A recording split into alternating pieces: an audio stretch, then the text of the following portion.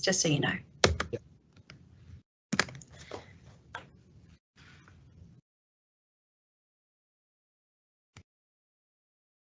Well, good afternoon, everyone. My name is Professor Patrick Kayser, and I'm the Dean of the Thomas More Law School at the Australian Catholic University. And I am delighted to welcome you to the Barry O'Keefe Memorial Lecture for 2022. I'll be your Master of Ceremonies for this afternoon's lecture. And I would like to firstly tell you a little bit more about the Barry O'Keefe Memorial Lecture. It's an annual event that we host here at the law school, and it's named in the honour of the late, the Honourable Barry O'Keefe, AM, QC, Doctor of this university. And the inaugural Barry O'Keefe Memorial Lecture was held here in 2015, and it's an event that we convene annually. Justice Barry O'Keefe was a significant international and Australian jurist who contributed significantly to the law, both in Australia as a Supreme Court judge and judge of appeal here in New South Wales, and also internationally. He was chair of Interpol's International Group of Experts on Corruption, and also chair of the Truth, Justice and Healing Council, representing the Catholic Church's response to the Royal Commission into institutional responses to child sexual abuse. As I mentioned before, Justice O'Keefe was a judge of the Court of Appeal and the Court of the Common Law Division and the New South Wales Court of Criminal Appeal here in New South Wales. He was awarded an honorary doctorate of this university just shortly before he passed away in 2014. I'm delighted that today Mrs. Jeanette O'Keefe and also Professor Philip O'Keefe are here with us for this afternoon's lecture, and are close to me in another room just here at ACU's North Sydney campus. So we very warmly welcome them here. I'd also like to acknowledge the presence of a number of significant guests to this lecture. I understand that the Most Reverend Gregory Bennett, the Bishop of Sale, is listening to the lecture today. Also the Very Reverend Peter Williams, the Vicar General of the Diocese of Parramatta, welcome. The Honourable Barry Marnie, who's a retired District Court Judge here in New South Wales. Professor Maria Nicholson, who was a former Associate Vice-Chancellor for us here in New South Wales. The Deputy Vice-Chancellor of Research is with us today, as are a number of senior professors of the university, both here and from other institutions. I'd like to take this opportunity to recognise that we are on Aboriginal land, where we're all gathered today in our different locations. And in recognising the Aboriginal and Torres Strait Islander people's spiritual and cultural connection to country, and in continuing ACU's commitment to reconciliation, I'd like to commence the meeting by acknowledging the First Peoples and the traditional owners and custodians of the country where all ACU campuses are located. I know that I speak on behalf of all of us when I say we very respectfully acknowledge our elders past and present and emerging, and remember that they have passed on their wisdom to us in many ways. Let us hold this in trust as we work and serve our communities.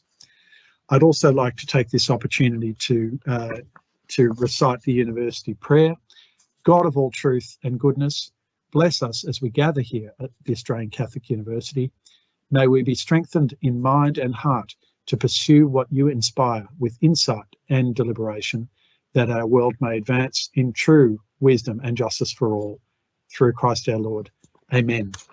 And it's my final distinct pleasure to welcome our Australian Catholic University Chief People Officer, Miss Anna Phillips, who will in turn welcome our distinguished guest lecturer for this year's Barry O'Keefe lecture. Over to you, Anna.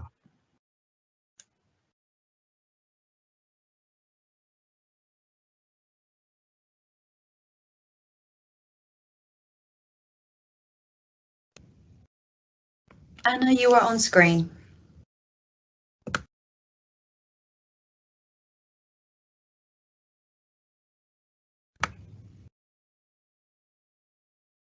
Oh, one moment, Anna. I think you're just on mute. If you're just able to unmute for us.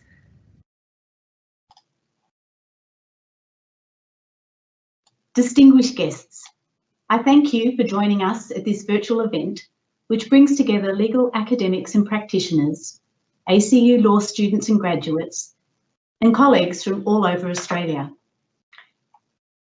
As Patrick has outlined, this is the 8th annual Barry O'Keefe Memorial Lecture and the second year that we've run this event virtually rather than on our North Sydney campus. But we're very grateful that we were able to do that and allow you to share in on this occasion and with our colleagues across all states. Of course, this event is named after the late Honourable Barry O'Keefe, the esteemed lawyer, judge and civil servant who was awarded our university's highest honour, the Honorary Doctorate in 2014, just 2 weeks before he passed away.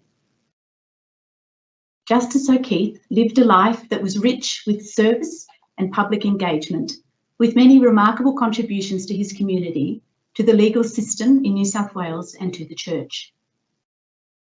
We continue to be proud of our university's association with his honour. His commitment to service and his achievements as a jurist provide an outstanding example to our law students. I'd particularly like to welcome and thank members of the O'Keefe family who have joined us today, including Mrs. Janet O'Keefe and Mr. Philip O'Keefe.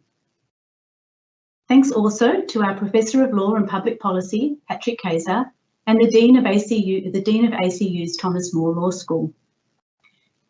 Patrick leads a thriving community of more than 1,000 students studying law and criminology across 4 ACU campuses in 3 Australian jurisdictions. The law school is committed to social justice and the common good, and it is the only law school in Australia that requires each of its students to undertake pro bono service in the community before graduation. As a result, ACU produces many ethical law students with practical skills and a global outlook and a fundamental concern for justice in their communities.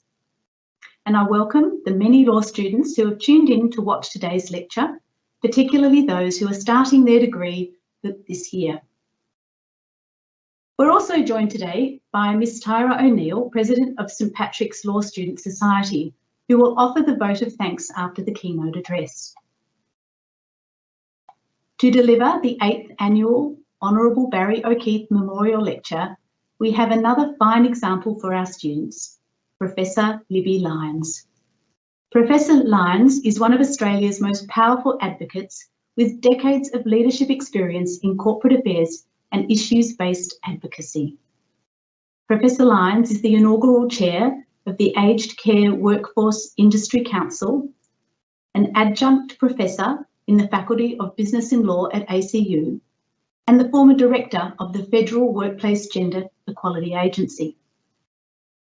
In 2018 and 2019, while she led the Workplace Gender Equality Agency, Libby featured on Apolitical's internationally renowned list of top gender equality policy influencers from across the globe.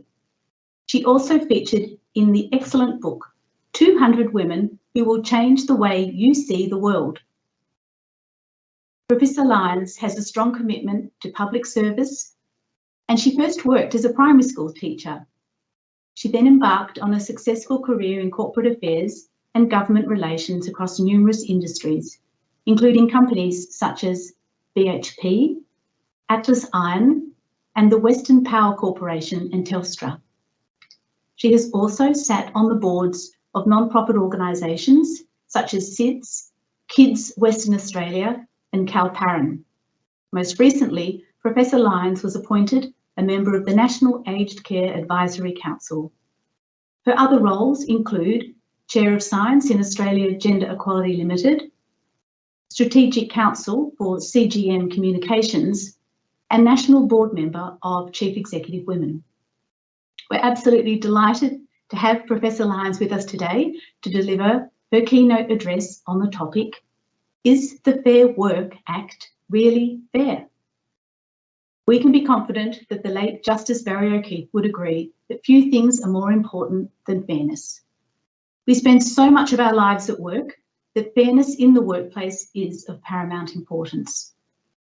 In recent years, issues surrounding the treatment of women in the workplace, their opportunities, and their equal and fair treatment have come to the fore of our national consciousness. So what role does the Fair Work Act play in delivering fairness and equity in the workplace? And does it do its job? It now gives me great pleasure to invite Professor Lyons to deliver the Barry O'Keefe Memorial Lecture for 2022, Is the Fair Work Act Really Fair? Thank you, Professor Lyons. Thank you, Anna, and Kaya. Hello. I come to you today from my home on Whadjuk Noongar country. I live in the southwest of Western Australia, which is one of the largest Aboriginal cultural blocks in Australia. So I would like to acknowledge the traditional custodians of the Whadjuk Noongar people and pay my respects to the elders past, present, and those to come. I also recognise that today we're across many lands and we pay our respects to all the elders on the lands on which we meet. But today I'd particularly like to acknowledge and recognise the strength of Indigenous women leading their communities across Australia and extend my respect to them and to any Aboriginal and Torres Strait Islanders who may have joined us this afternoon. By any measure, Barry O'Keefe was an exceptional man. At his funeral service in May 2014, Bishop Comensoli paid tribute to him by saying, "For Barry, marriage and family mattered, justice and dignity mattered, respect and service mattered, and beauty and goodness mattered. For a person of the law, there can be no greater aspiration." And so today, as I'm given the immense privilege of delivering the lecture in the great man's name, I feel extraordinarily honoured and truly humbled. Barry O'Keefe was married to his wife Jeanette for 52 years, and together they had 5 children. He had a far-reaching and distinguished career in the law and public service. He was widely recognised for his paid and unpaid work in the community. He was made a QC in 1974 and was awarded an Order of Australia in 1989. He was bestowed an honorary doctorate by this university in recognition of his outstanding contribution to the judiciary, the New South Wales legal system and the church. And in 2014, Pope Francis created him a Knight Grand Cross First Class of the Order of St. Gregory the Great. What a man. To his wife Jeanette, online today, and son Philip, and other members of his family who may have joined this evening, thank you for sharing this fine man with us, because we all know that with altruism comes sacrifice, and it's often family who feel that sacrifice most. Unlike Barry O'Keefe, I am not a lawyer. I started my life as a primary school teacher in the outer northern suburbs of Melbourne. However, for most of my life, I've been surrounded by family and friends who are lawyers. My late husband, Michael Jones, was a lawyer, well known and loved by Professor Kayser. And so whilst I have no legal training, I often joke that I'm actually not a bad bush lawyer. But I must admit that I have never been as anxious and stressed in the preparation and anticipation of the delivery of an address as I have with this one. Not even presenting at the UN made me this anxious.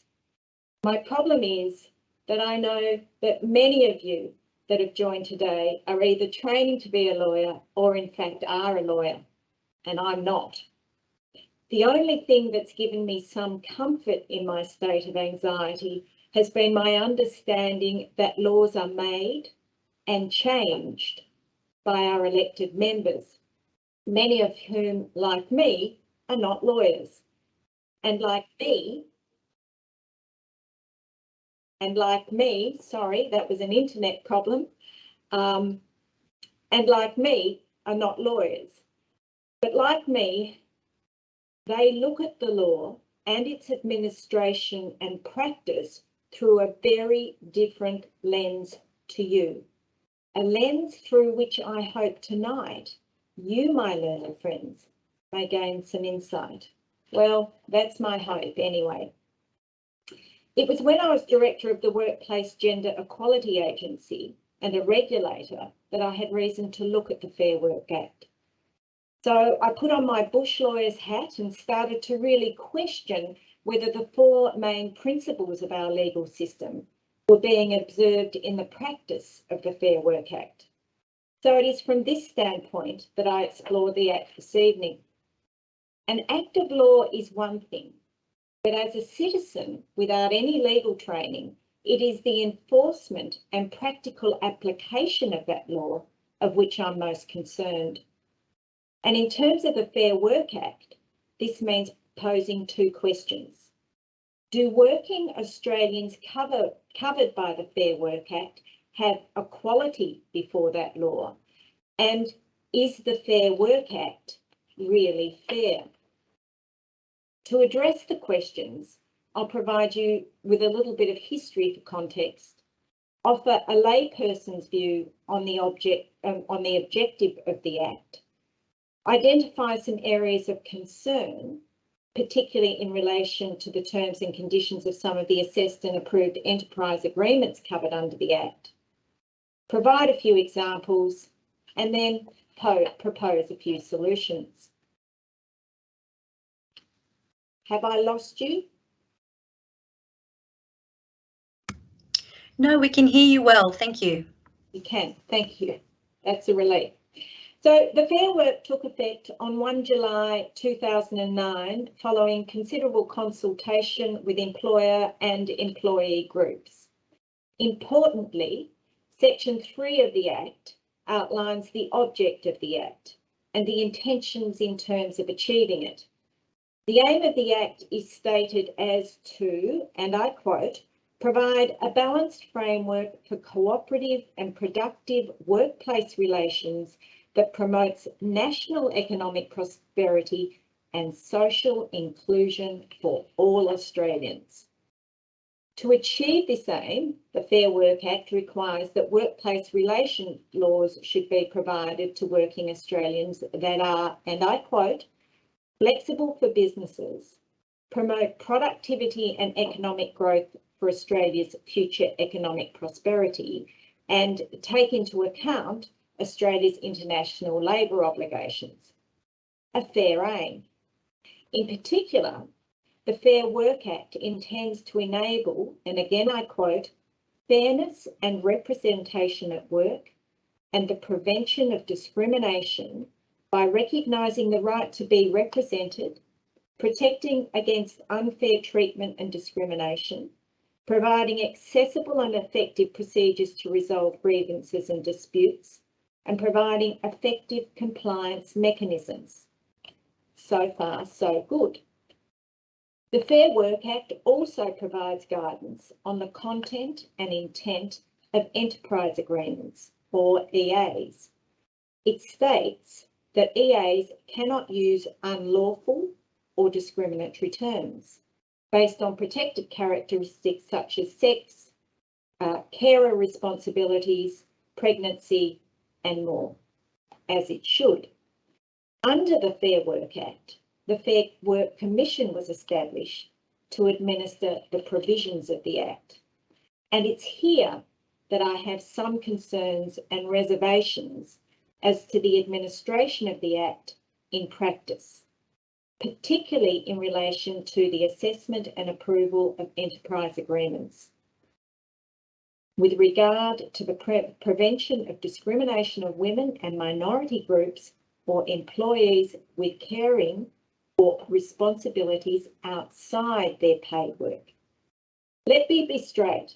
I'm not suggesting for 1 minute that the Commission deliberately approves EAs that discriminate, but rather the process around the consultation and negotiation of the EAs by employers, unions and other relevant bodies and the submission and subsequent assessment of them in the Commission falls short. And so inherently and probably unintentionally sanctions discriminatory employment terms and conditions. There are numerous EAs that have been approved that I consider discriminate against women, most obviously in the use of gendered language, and EAs that prescribe that certain roles can only be performed by full-time employees, that is, precluding part-time employees, or where financial incentives are provided to employees working full-time only. If we consider that women work part-time at 3 times the rate of men, the WGEA in their most recent scorecard for 2021 reported that 67.6% of part-time employees were women, then precluding part-time employees from particular roles or providing more favourable terms and conditions for full-time employees over part-time employees is most certainly discriminating against women. Now, I can already hear some of the sceptics amongst you silently screaming that there may be reasonable reasons for such terms. Safety and rostering issues, or indeed the nature of the business is unique, which would necessitate the inclusion of such conditions. And occasionally there are. But I know from my work with employers and industry bodies across this nation that with a diverse workforce, one that represents the communities in which we live, innovative thinking and willing, any such issues can be overcome. Let's consider Nature's Dairy Australia Proprietary Limited and the National Union of Workers Enterprise Agreement 2018. In this agreement, there's a condition for a requirement for, and I quote, some existing employees with contracts that provide for a higher salary than provided for in the wage schedule. Continuation of this higher salary is dependent on the employee agreeing to work a roster of 42 hours a week on average. Now, this clause effectively inhibits full-time employees from switching to part-time, because if they do, they will receive a lower salary for performing the same role rather than on an equivalent pro rata basis. Whatever happened to the concept of equal pay for equal work? There's another. In the RPC Technologies Newcastle Proprietary Limited Enterprise Agreement 2019, full-time employees are entitled to be paid a higher rate for performing weekday overtime work than part-time employees. Under this agreement, if you're a full-time employee, you stand to receive a double time overtime rate for any overtime worked in excess of 2 hours. Part-time employees, however, receive an overtime rate of time and a half, even if they work more than the 2 hours overtime. This agreement provides no explanation or rationale for paying part-time employees 25% less than full-time employees working overtime. So call me unreasonable, but the only conclusion I can draw from this agreement is that RPC Technologies want to disincentivise employees from working part-time and do not want to attract women to their workforce. I could cite many more similar examples, but time precludes this. So let's now look at examples of gendered language in EAs.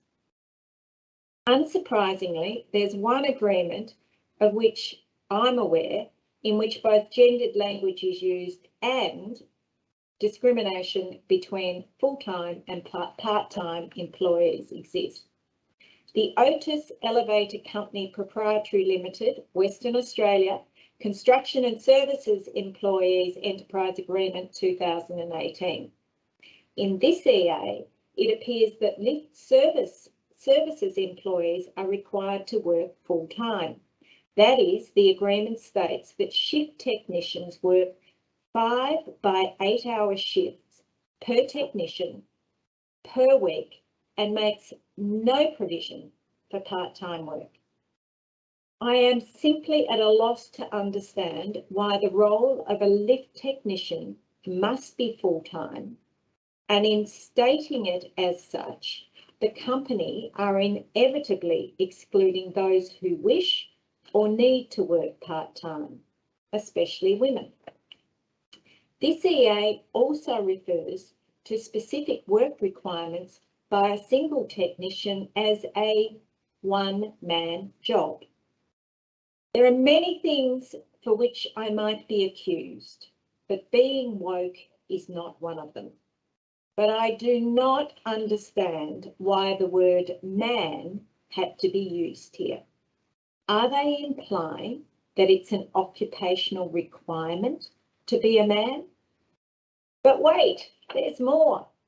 In Bardwell Corporation Limited Enterprise Agreement number 7, 2019, earth-moving drivers are exclusively referred to as he. In the Ivanhoe Bus Company Proprietary Limited Enterprise Agreement 2018, it exclusively refers to his working time and his employer. And in Stegbar Proprietary Limited, Rowville Timber Windows Division and Shah Screen and Robes Division Enterprise Agreement 2018, it refers exclusively to his employment. So we can assume that in all of these examples, all the employees are presumed to be male. Again, there are numerous other examples, too many to mention here, in which specific gendered language is used. Terms such as dogman, serviceman, foreman, chainman, and storeman. I do understand that these have been accepted names for job roles for many, many years. But my concern is that by allowing the ongoing use of these gendered terms in these legal agreements, we are discriminating against women, we are perpetuating gender segregated workplaces, and we are potentially excluding female workers from particular roles, occupations, and workplaces. Another obvious form of gendered language and discrimination is in parental leave provisions. While unpaid parental leave is widely available in our EAs, paid maternity leave is limited but far more readily available than paid parental leave.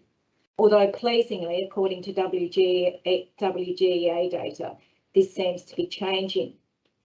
So if we consider these minimalist parental leave clauses in EAs, coupled with the low uptake of parental leave by men, just 12% of those who took parental leave, either paid or unpaid last year, were men. I think it reasonable to assume that such provisions, or in some cases lack of such provisions, perpetuates the stereotype that a male worker with no domestic responsibilities is in fact the ideal worker. And this certainly needs to change. I think too that these disproportionate entitlements skewed towards women around family-friendly provisions reinforces the divide that we still see in the community between women and men and caring responsibilities. In fact, I think I could successfully argue that they contribute to the persistent gender segregation we see across all industries in Australia. In practice, women remain attracted to female-dominated industries because they make greater concessions and offer better family-friendly conditions for family and caring needs than the male-dominated industries do. It is, however, lamentable that jobs in female-dominated industries remain the lowest paid in the country. There are a couple of other areas in the Fair Work Act where I question its fairness, and one of these is flexible work entitlements. For the 2 years we've been living through this pandemic, much has been written and debated about working from home or flexible work. Provisions by employers for employees to work from home for those whose roles have allowed, greatly contributed to the continued productivity of our economy and arguably shone a light on the enormous contribution women make to our country in terms of unpaid work and care. For every hour of unpaid work and care men do in Australia today, women do an hour and 46 minutes. So hopefully the normalisation of flexible work will over time help balance this load. However, in my mind, the Fair Work Act is not helping women in this regard, and it could be argued is in fact contributing to the ongoing stereotyping of women as caregivers. In the Act, there are certain qualifications to be met for an employee to be able to request a flexible work arrangement. For instance, an employee must be a parent or has responsibility for the care of a child who is of school age or younger, or they are a carer. I really do not understand why there is any qualification on who or why flexible work can be requested. And the requirement for employees to have 12 months continuous employment with the same employer is just a nonsense. At least make this consistent with the 6-month qualifying period for unfair dismissal protection for employees. And while we're at it, let's also extend the qualifying period to casuals who work with one employer on a regular basis and a consistent basis. Or better still, let's remove these qualifications altogether and allow any employee to request a flexible work arrangement of their employer for any reason. All roles flex. Now there's an idea. If Telstra, a business with a huge assortment of jobs both on and off the tools, can make it work, then I think most businesses in Australia can. And the Fair Work Act needs to encourage this, not hamper or hinder it. I think we also need to have greater scrutiny on the employers covered under the Fair Work Act who reject employees' requests for flexible work. It's all too easy for employers to reject requests on reasonable business grounds without any form of recourse or accountability for evidence of such. Now, I hear some of you asking that if these are legitimate examples of discrimination against women and have fallen through the cracks of the Fair Work Commission, then why has a claim not been made by an employee or another under the Sex Discrimination Act 1984? And that is a very fair question. And the answer is simple: you can't. Under the Sex Discrimination Act, it is not possible to bring a claim in relation to discriminatory conduct that is done in direct compliance with an EA. Instead, since 1983, the Sex Discrimination Commissioner has had the power to refer discriminatory EAs and awards to the Fair Work Commission for review. So whilst there is a mechanism under the law, in practice, it doesn't happen. I know this because I know that for the term of the current Sex Discrimination Commissioner, and that's coming up to 6 years, not one EA has been referred by her to the Fair Work Commission. I don't know the reason for this, but suggest that knowing the Commissioner as I do, that it's not so much about lack of will or lack of examples, but probably more about lack of resources. Okay, so there is a problem with the Fair Work Act. I don't think any of you will be surprised about that. But there's no point in identifying a problem without providing some possible solutions. Let me say, though, that I think those who work at the Fair Work Commission do a tremendous job and, like many of us, have far too much to do.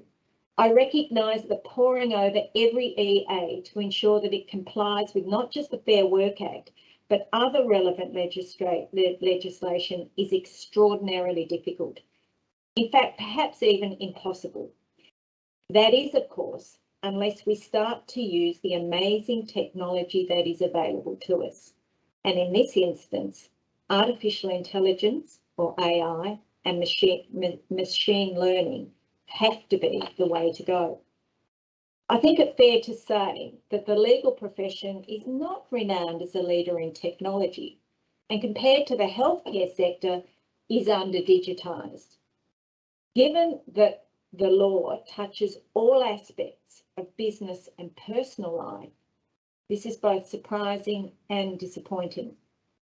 So I think it's time for radical change. Many industries and organisations are now making the most of AI and machine learning to enhance their business and the life of their employees.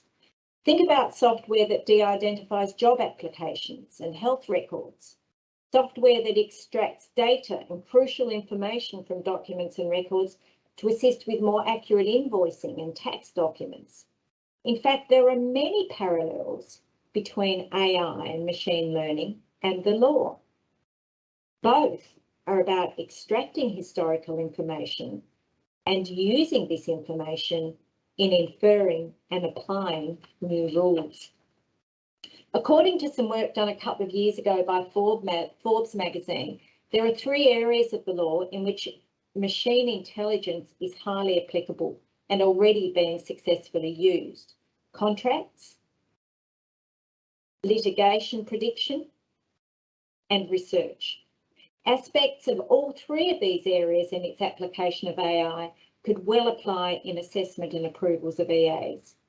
For instance, using AI with natural language processing, NLPs, enterprise agreements could be analysed to ascertain elements or sections in them where they might contravene the Fair Work Act or other applicable law.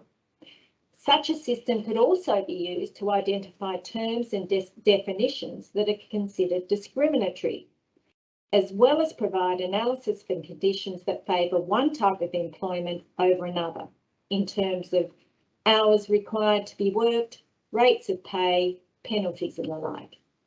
A system like this would take the laborious, detailed and often mundane work out of the hands of the Commissioner and the staff to allow them to concentrate on other, more stimulating work. And in doing so, it would limit human error, oversight and bias in the assessment of these very important agreements. According to the Federal Enterprise Bargaining Report released on the 30th of September last year for the previous quarter, there are over 10,000 current agreements. Using NLPs, the Commission could simply and easily stay abreast of the terms and conditions across all 10,000 EAs, with oversight of information such as expiry dates, amendment processes and legal challenges. And it is in the legal challenges to EAs and the research required in deciding them that NLPs could transform the Commission and its work. Over the last decade or so, legal search engines such as LexisNexis have transformed the basic search experience for every overworked law intern, law graduate and article clerk across the globe. Finding case law no longer means trolling through big, heavy tomes. However, over the last couple of years, these once rudimentary search systems have been overhauled and can now provide a more sophisticated approach to understanding the meanings and possible nuances of judgments in their application to case law and how they might relate to one another. This really could be a game changer for not just the Commission, but to ensure that the Fair Work Act is fair for all.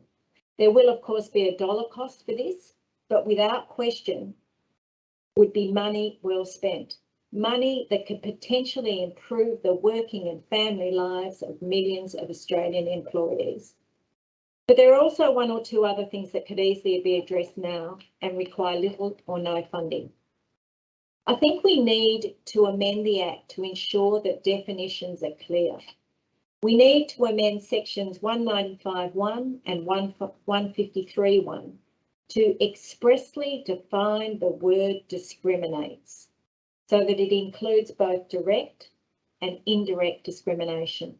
The reason for this is that in 2019, a legal challenge was mounted by the Minister for Small and Family Business in Victoria, the Workplace and Deregulation Victoria, and the Victorian Equal Opportunity and Human Rights Commissioner.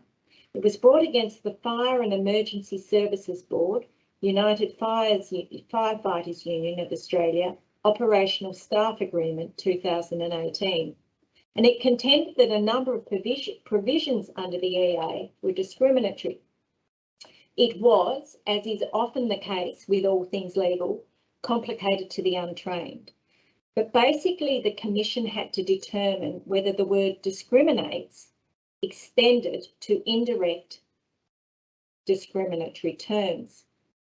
In layperson's terms, that meant, were there terms that were used that on the face of it seemed unbiased or neutral, but in practice treated some employees less favourably?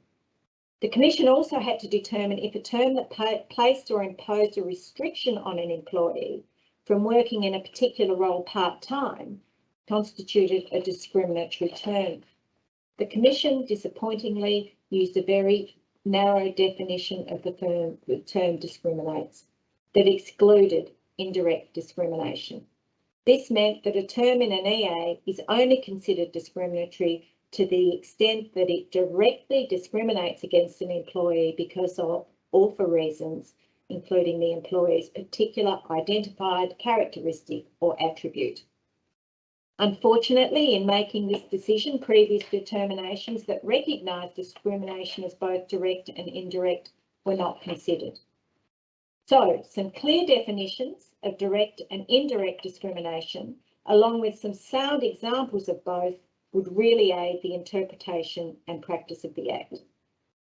I think too we need to start placing some onus on the parties seeking approval for an enterprise agreement. I'm convinced that there are many EAs that are submitted in which the party or parties submitting them know that some of the terms and conditions contained therein are discriminatory. I cannot believe for one moment that the Metropolitan Fire Brigade, in placing restrictions on employees' right to work part-time in their EA, they had no idea it was discriminatory. They were trying it on, and frustratingly, they got away with it. So I think we must require all applicants who submit EAs for approval to provide a statutory declaration signed by their most senior executive stating that there are no discriminatory terms, either direct or indirect, in the agreement, nor does that agreement contain gendered language. I mentioned previously the issue of equal pay. I know that there are still many employers out there who are not meeting their legal requirement, a requirement that's been in place now for over 50 years to pay women the same money as men for performing a role of equal or comparable value. You will recall that in my opening I identified Section 3 of the Fair Work Act as outlining the object of the Act and the intention in terms of achieving it. So, as it's 2022, to be frank, it's now unacceptable to live and work in a country that is as well educated and prosperous as Australia that does not recognise in the object clause of its Fair Work Act a commitment to pay equity. I could go on about amendments that we could make to improve the Fair Work Act, especially the ambiguity that exists in cases brought before the Commission around gender-based undervaluation. But that's a whole new topic for a whole new day. So in closing, I'll answer in one word the two questions posed at the beginning. Do working Australians covered by the Fair Work Act have equality before that law? And is the Fair Work Act really fair? No. Thank you.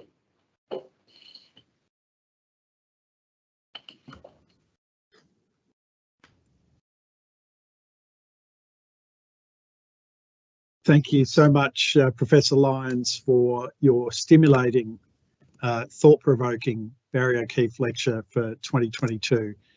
In your lecture, you strongly advocated for pay equity, proposed insightful reforms to the concept of discrimination in the Fair Work Act. You challenged the status quo, demonstrating how enterprise agreements can be inimical to the principle of equal pay for equal work.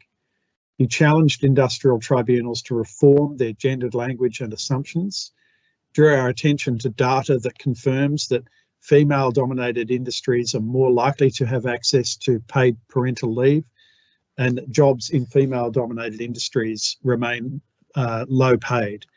You advocated for the normalisation of flexible work, improved access to continuing work for casuals, and you advanced a fascinating proposal to harness the power of artificial intelligence to analyse industrial awards and laws with the objective of creating what some scholars have referred to as rights by design. And it's a very worthy proposal that we'll be taking up offline as a research project, believe you me.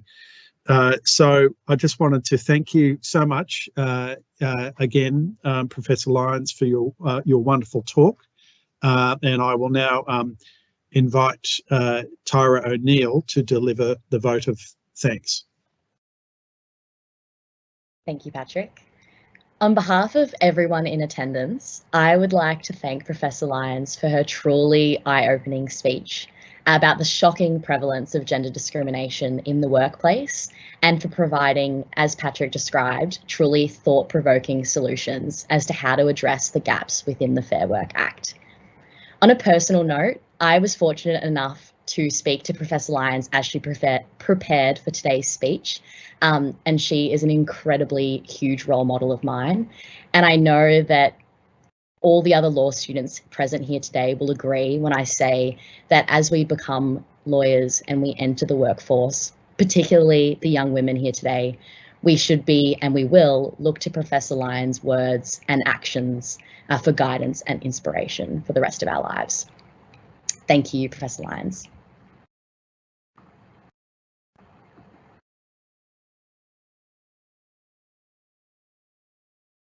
Thank you very much.